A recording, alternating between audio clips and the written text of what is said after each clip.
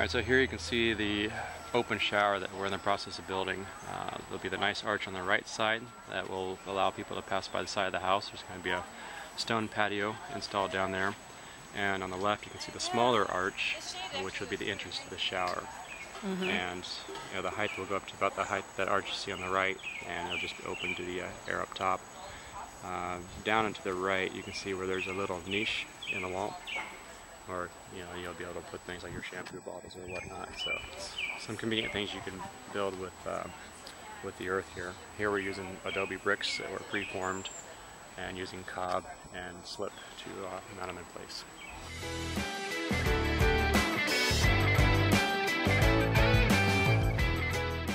Alright, here we're doing wattle and daub. You can see that we framed this here. This would be like a wall on the outside of a structure. So this framing is just for class purposes. We have one little brace on each side, and we're taking bamboo and weaving it into a mat. And then we could put our straw, clay, sand mixture on both sides and kind of squeezing in all these cracks as they come up.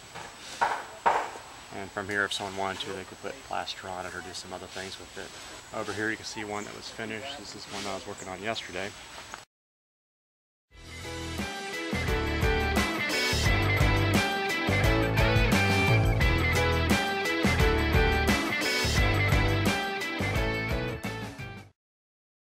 And on this one over here, this one we call this a chorizo wall. That was wad to double on the other side. This one's chorizo. You kind of look at it from the side, you'll see it's a lot thicker. It's about a good 5 inches or so thick. And in this case, we had 2 supports on each side with a little hollow space in the center. And we took a stick to put in the center of that and rolled up a bunch of loose straw with just a very thin clay mixture, a little bit of sand in there, enough to make it stick. This makes it really airy and good for insulation.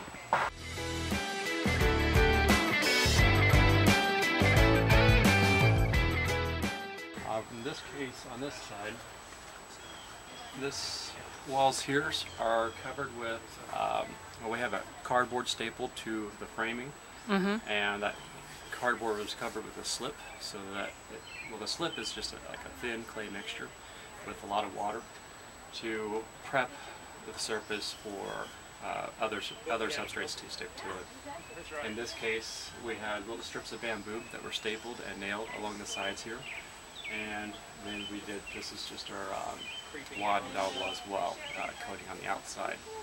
So coming inside the building, so this is excellent insulation here. Normally you'd put this on the outside walls. This is kind of separating 2 spaces here.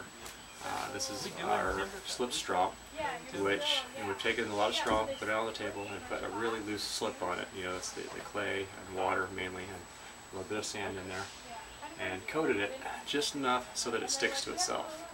Then we put boards up on each side of the wall and really mashed it down, put it about 4 inches at a time, and tamped it down really tight.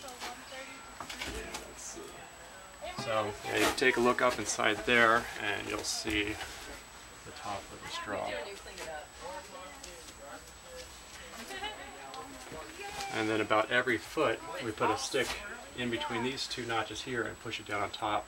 That helps secure it, so once it's dry, you can't, if you bump into it, you can't push it out, and it's pretty good and secure. Great for insulation and good for sound barriers too.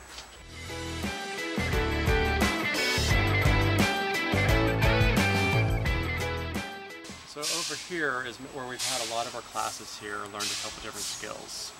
Learned about lime plasters, which would be like your final coat on the outside of a building or even inside a house. That would be for preventing moisture issues such as mold, and also sprayed on the outside so that when it's raining the wall gets wet and it dries.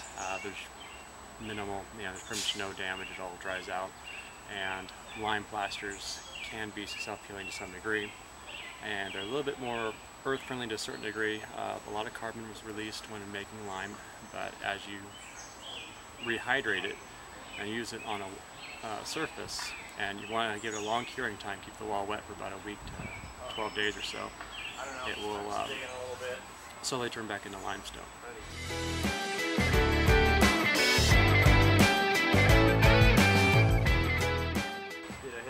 inside this building over here,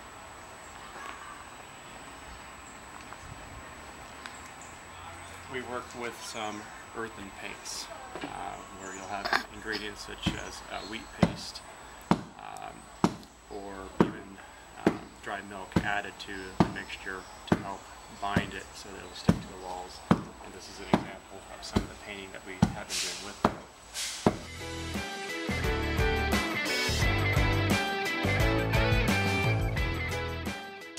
And then down below here, this little palette here is just an example of an earthen floor, kind of demonstrating what kind of earthen floor we have in here.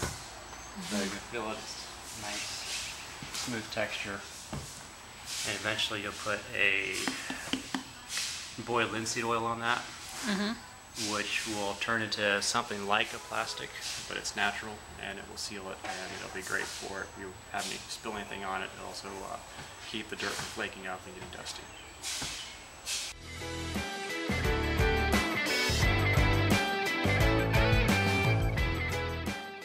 Alright, so up here we've been working on earthen stoves, and that's what we have here. My group, we did a little bit of work on this one, a little bit of work on the other one. Once you have a foundation, 1 or 2 people could build one of these in a day. You have all your materials ready and ready to be mixed and everything put together. So we have this fire brick on the bottom, and this would be something that'd be really great for cooking pizzas. Wood-fired pizza cooks them really fast.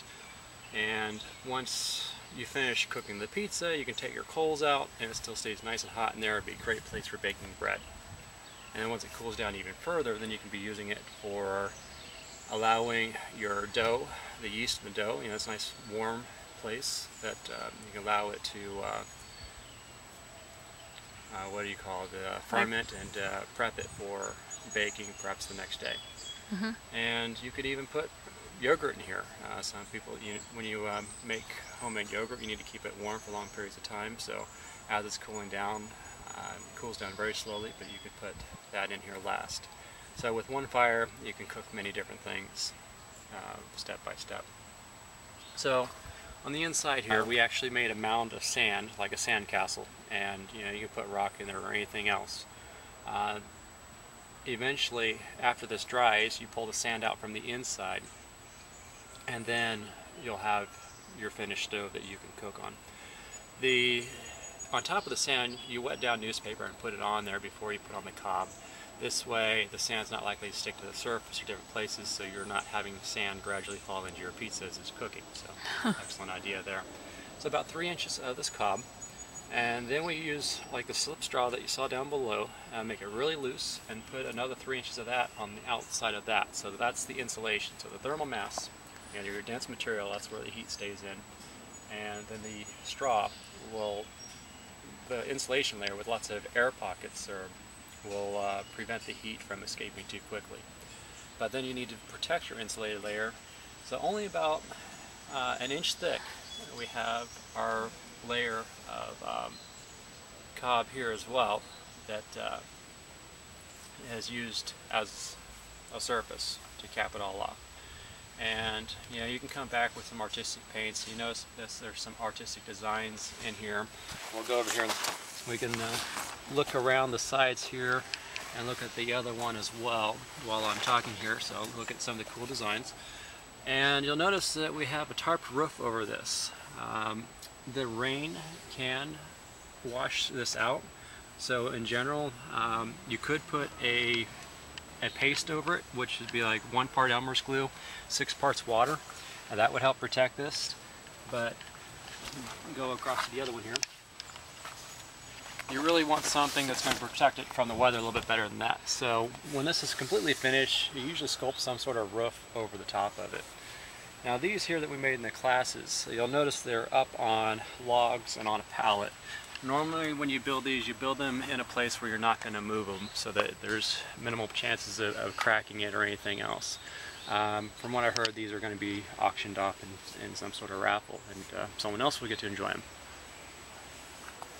Very cool.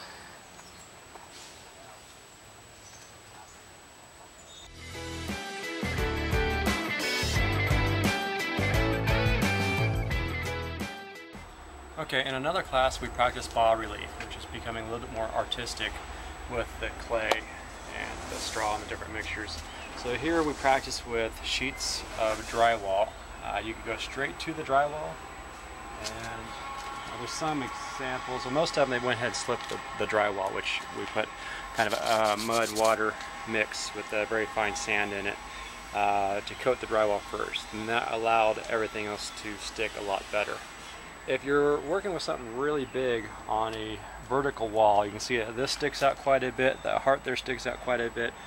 If it starts sliding down the wall, you can put screws straight through it into the wall, and that will give it something to help hold it in place while it's drying. So you can see some people became really creative with this. By the way, these are our mixing pits here, where we're mixing all our clay. This is mostly just clay on this side. So you can see nice, slimy, fun stuff to work with. And I'll have to work on my artistry. That little alien face there was my little piece of artwork there. You might be able to put a stick of incense in there and have it coming out the mouth there and be creative. You can make shelves and different things. This one here that has a stone next to it, that stone can be removed now. And that is kind of like, the person making that described it as a mushroom growing out of the wall, but you can put a candle on that. Mm-hmm. So there you have it. Cool.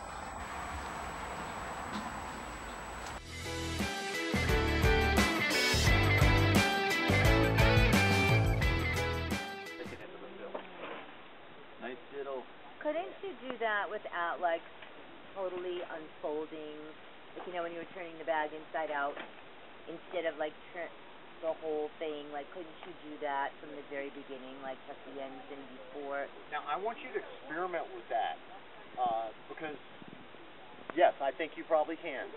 I have no concept of what you mean when you say you want to print it back. Yeah. Okay, so it probably took us.